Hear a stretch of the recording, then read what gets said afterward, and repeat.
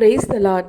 Grace of Karunya என்ற ஊழியத்தின் மூலம் உங்கள் அனைவரையும் மீண்டும் அன்போடு கூட வாழ்த்தி வரவேற்கிறேன். கடந்த வாரம் முழுவதும் நம்மை கண்ணின் மணி போல பாதுகாத்த நம் தேவாதி தேவனுக்கு நாம் நன்றி பலிகளை ஏறெடுப்போம், ஸ்தோத்திர பலிகளை ஏறெடுப்போம்.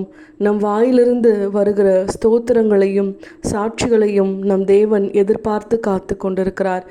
நம்முடைய வாழ்க்கையில் நாம் பெற்ற நன்மைகள் அநேகம்.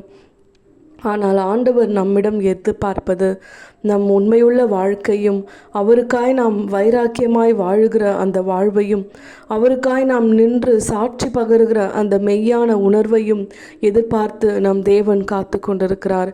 அதே போல் இப்படி வேத வசனங்களை சொல்லி மேடையில் நின்று ஆண்டவருடைய வார்த்தைகளை சொல்லி ஜெபம் பண்ணி அநேக பாடல்களை பாடி அவரை ஆராதித்து நிற்பது தான் ஊழியம்னு சொல்லி நீங்கள் என்னால் இதெல்லாம் பண்ண முடியலையே, இப்படிப்பட்ட ஊழியங்களெல்லாம் செய்ய எனக்கு தெரியலையேன்னு சொல்லி நீங்கள் வேதனைப்படாதீங்க.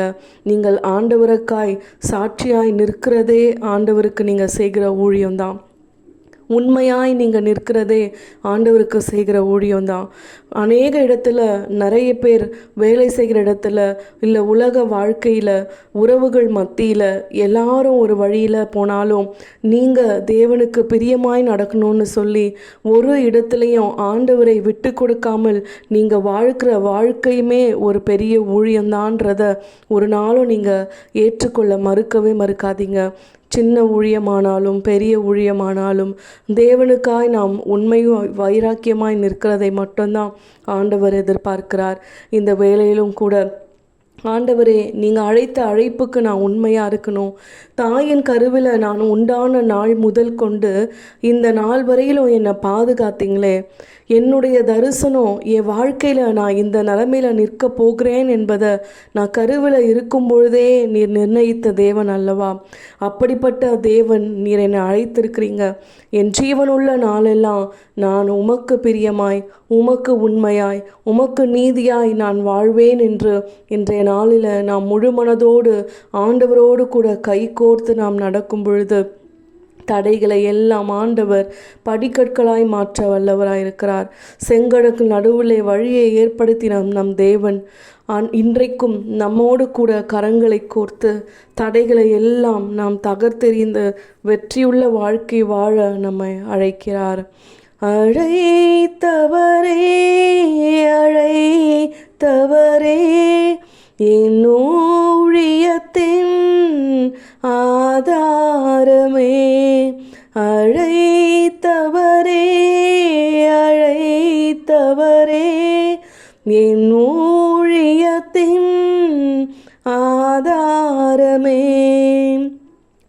எத்தனை இன்னல்கள், எத்தனை தேவைகள் என்னை சூழ நின்றாலும் உம்மை பார்க்கிறேன். எத்தனை இன்னல்கள், எத்தனை தேவைகள் என்னை சூழ நின்றாலும் உம்மை பார்க்கிறேன்.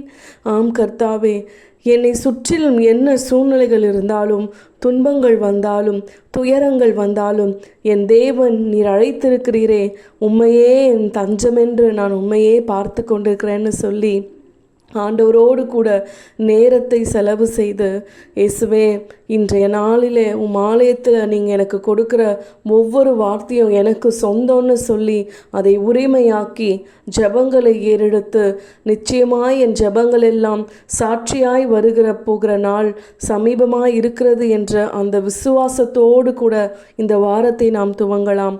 நிச்சயம் வெட்கப்பட்ட இடத்துல நம் தலையை உயர்த்த ஆண்டவர் வல்லவராய் இருக்கிறார். விசுவாசிப்போம், மேன்மை பெறுவோம், நன்மை பெறுவோம், சாட்சியாய் வாழ்வோம். ஆமேன்.